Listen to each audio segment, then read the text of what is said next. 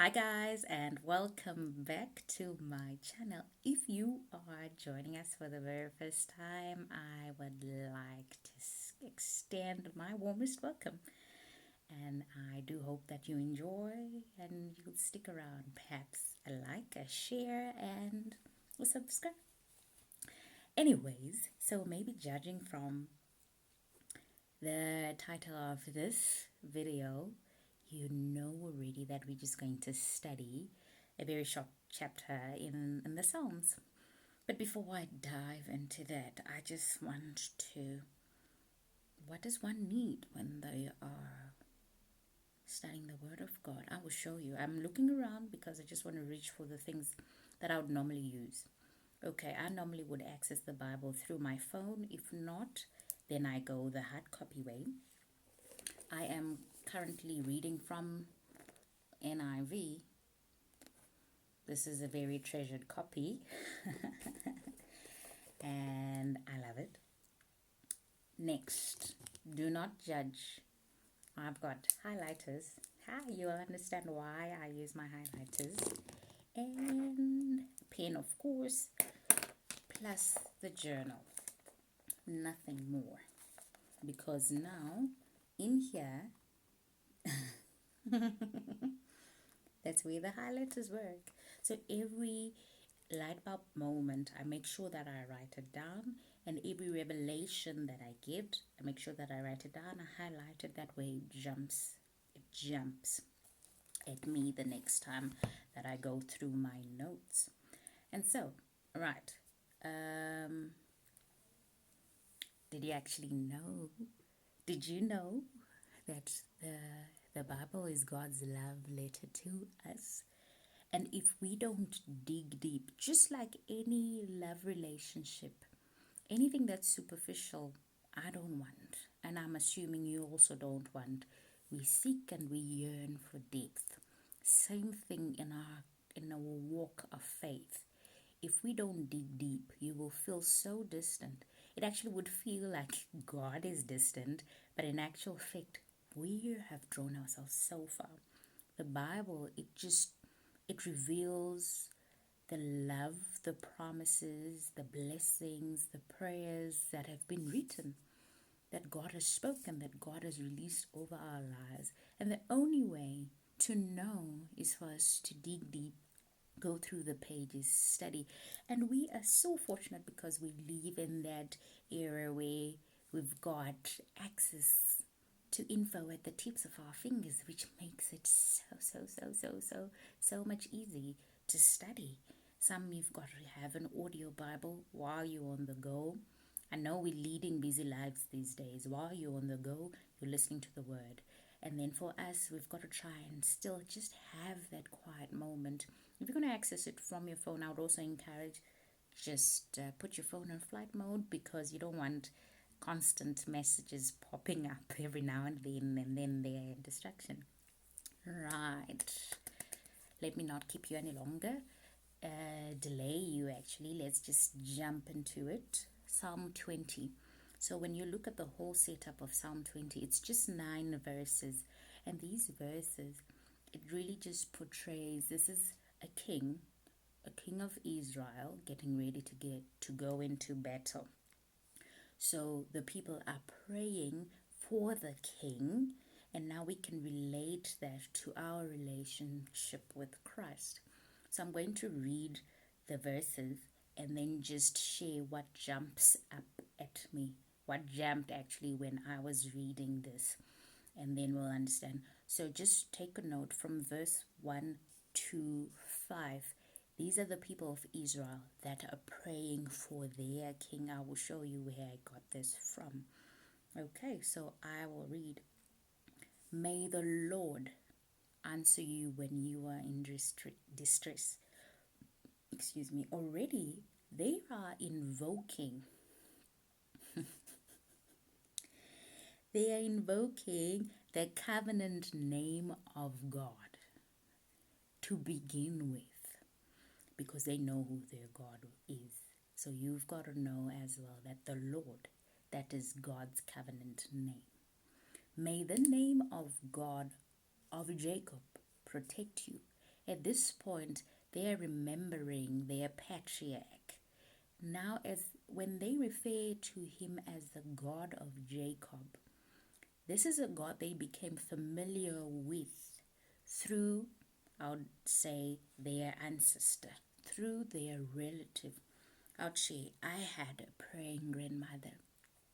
God rest her soul, she's late now. But that woman prayed.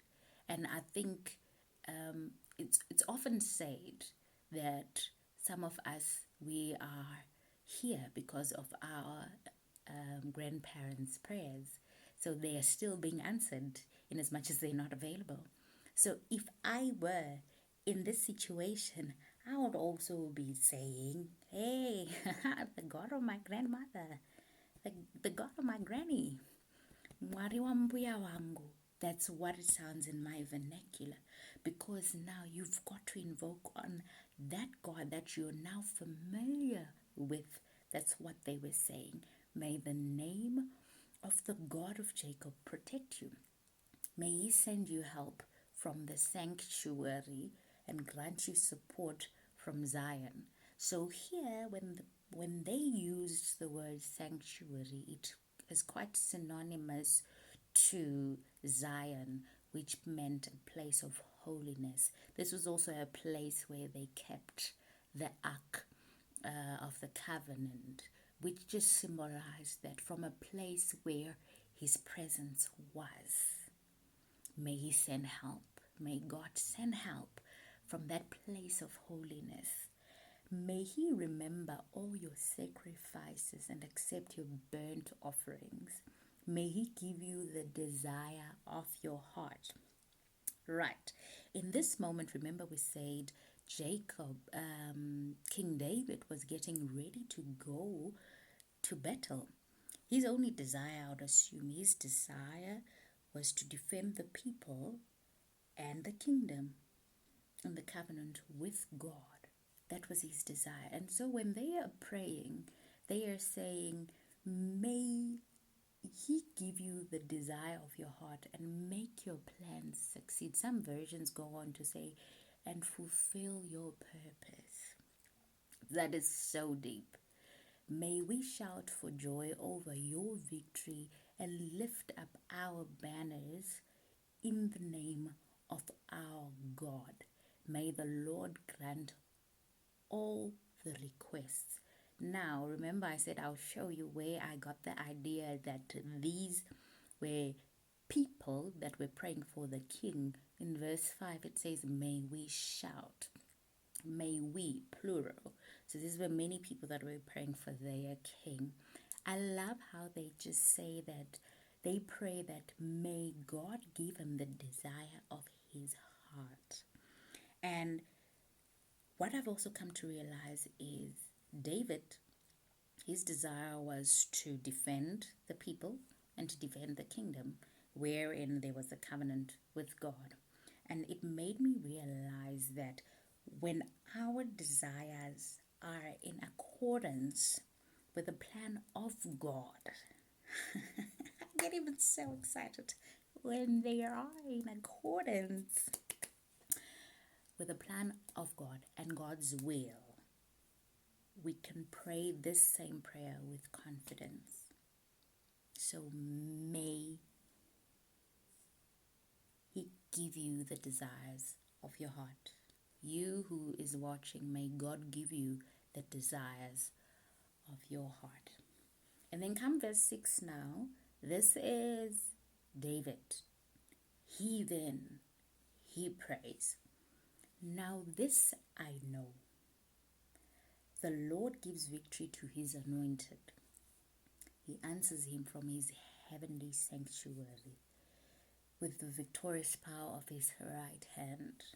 What I love and what jumped at me when he said, now this I know, is the fact that this guy, let's bring it out. This guy, he's a king.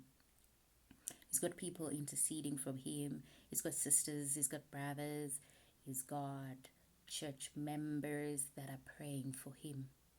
So in all his might, he would have just thought, you know what, I'm fine. there is no need for me to pray. How many times have we seen that we think we've arrived in life? We think we've achieved everything. We feel important, more important, that we decide, no man, I've still got that sister of mine. She prays a lot. She will cover me in prayer.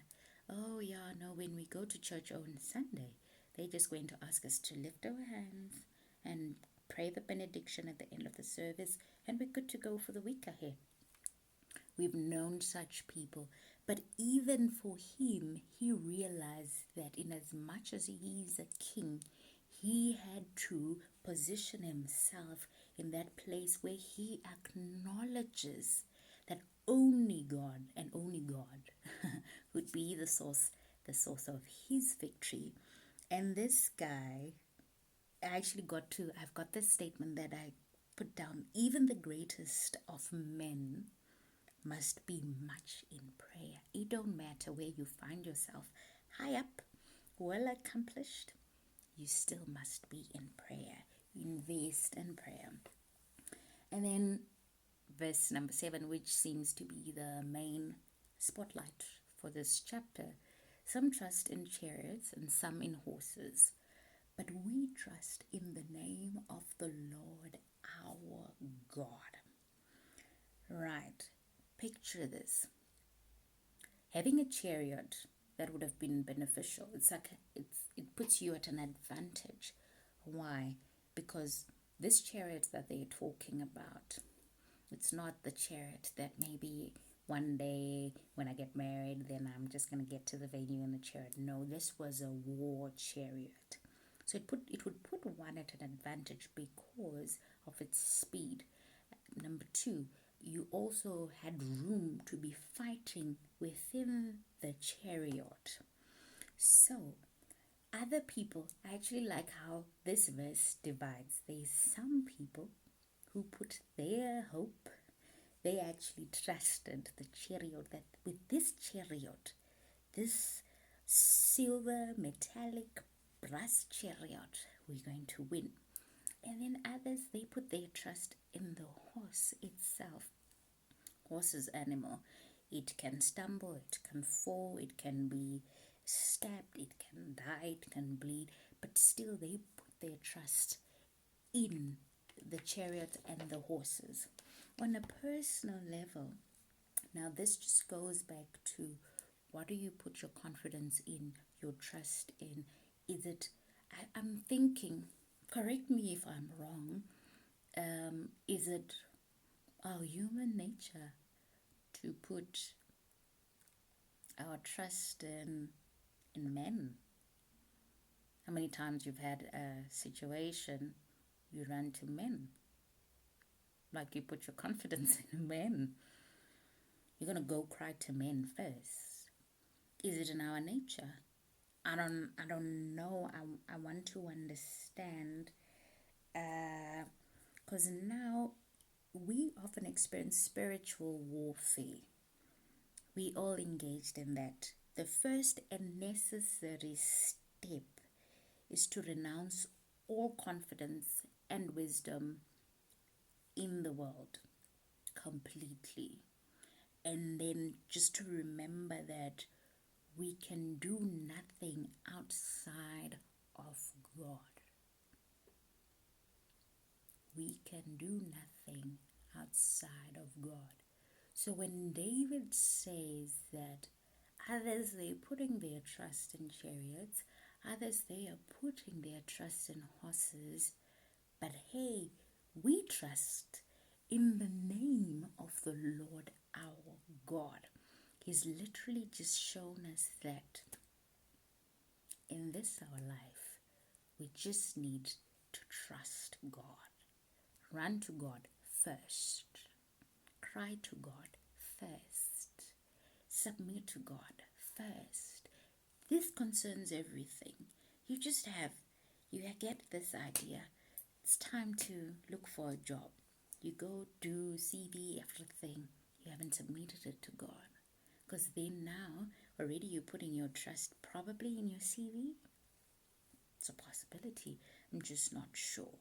So what I would like to drive at in this video is David, when he was talking about the name of God, he wasn't hanging it over his head as a magical incantation.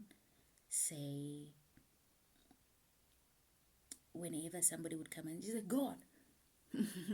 A similar thing that I can think of.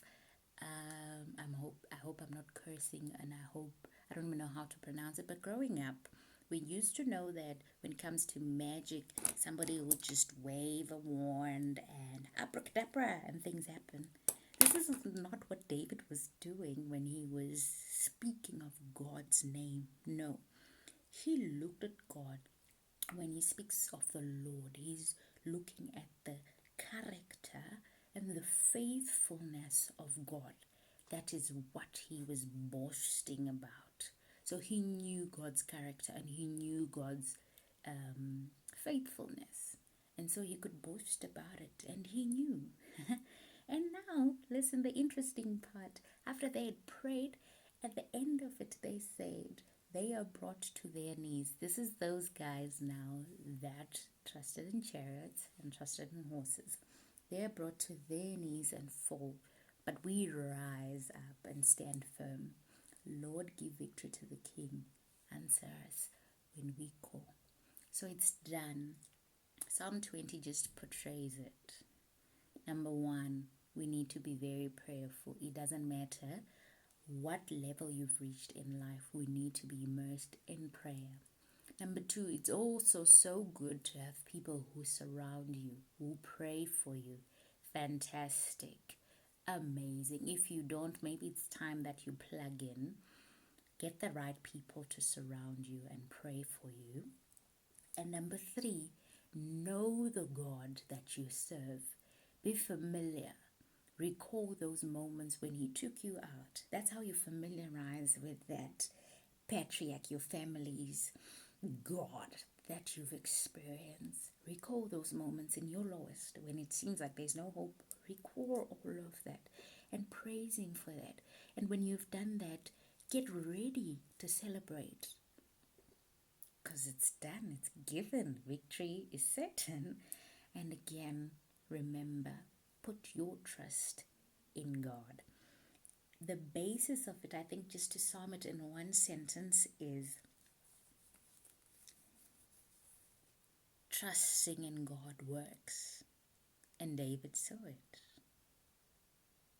Until next time, keep well. Cheers.